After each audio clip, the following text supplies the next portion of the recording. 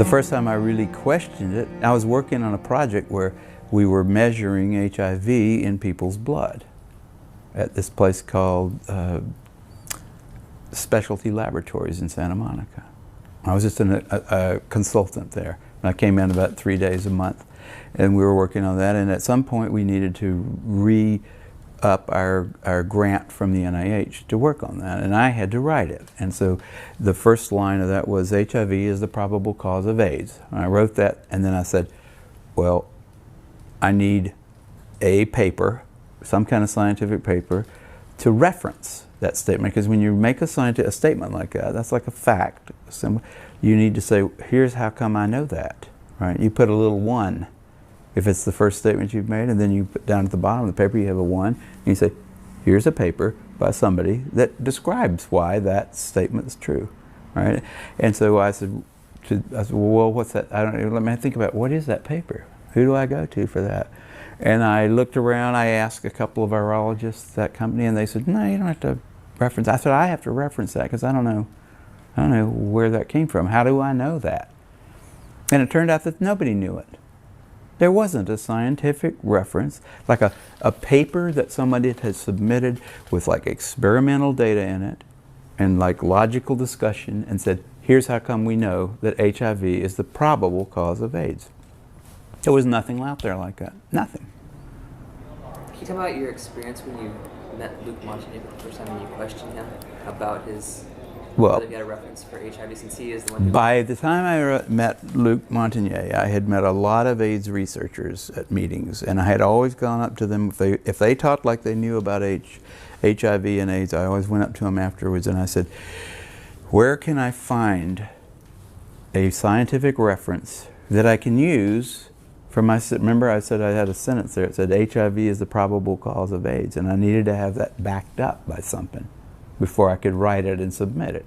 And I went around, I asked a whole lot of people. I said, well, the people, I can't find it. At first I looked for it, just in like computer searching kind of stuff like that, but then I said, there's got to be somebody that knows this. So you go to experts and ask them. And so I asked all these people one after the other, and none of them had it. None of them.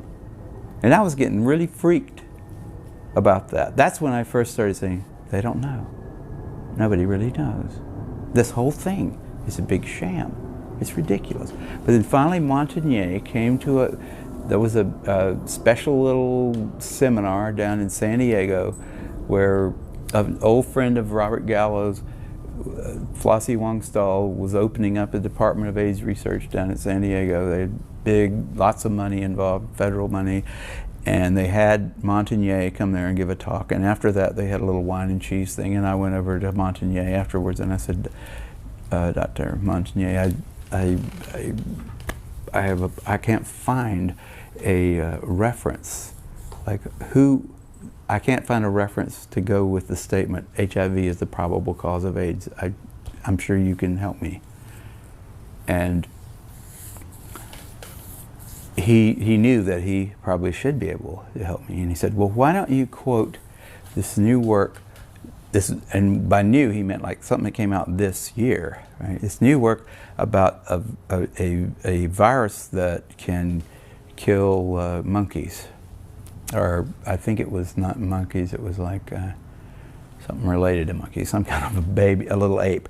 And I had read that and I said, that didn't, it was like supposedly going to be a model system for studying AIDS, that somebody had figured out some kind of retrovirus that passing it back and forth between various mammals, they could finally put it into chimpanzees and kill them. And it killed them in about a week, and it didn't kill them in any, there was nothing like AIDS there, it doesn't kill you in a week. It was just totally ridiculous.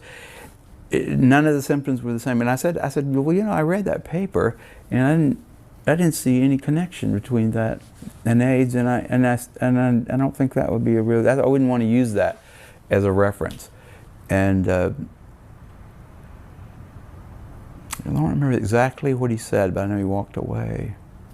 Oh, no! Before he told me about that paper, he said, "Why don't you use the NIH?" like the CDC report.